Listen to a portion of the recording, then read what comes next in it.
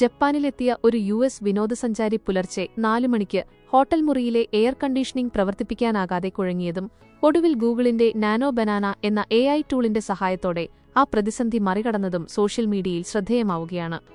മുറിയിലെ ചൂട് കാരണം ഉറക്കം നഷ്ടപ്പെട്ട വിനോദസഞ്ചാരിക്ക് ജാപ്പനീസ് ഭാഷയിലുള്ള AC റിമോട്ട് നിയന്ത്രിക്കാൻ സാധിച്ചില്ല. ഈ ഘട്ടത്തിലാണ് അദ്ദേഹം ഗൂഗിളിന്റെ പരീക്ഷണാത്മക AI ആയ നാനോ ബനാനയുടെ സഹായം തേടിയത്. ഉപകരണത്തിലെ ഇമേജ് തിരിച്ചറിയൽ, വിവർത്തനശേഷി എന്നിവ ഉപയോഗിച്ച് റിമോട്ട് സ്കാൻ ചെയ്തതോടെ ഓരോ ബട്ടണിന്റെയും അർത്ഥം ഇംഗ്ലീഷിൽ വ്യക്തമായി. താപനില, ഫാൻ വേഗത, മോഡ് ക്രമീകരണങ്ങൾ എന്നിവ തിരിച്ചറിഞ്ഞതോടെ മുറിയിലെ അന്തരീക്ഷം സുഖകരമാക്കാനും അദ്ദേഹത്തിന് സാധിച്ചു.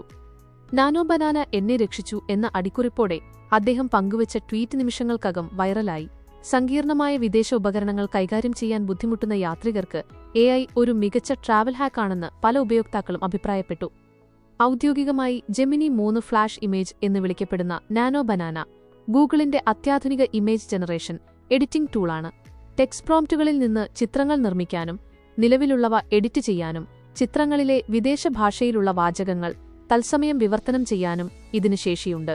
ദൈനംദിന ജീവിതത്തിലെ ചെറിയ പ്രശ്നങ്ങൾ മുതൽ സങ്കീർണമായ വിഷ്വൽ ഡീകോഡിംഗിന് വരെ ജെമിനി ഇക്കോസിസ്റ്റത്തിലൂടെ ഈ സൗകര്യം പ്രയോജനപ്പെടുത്താം.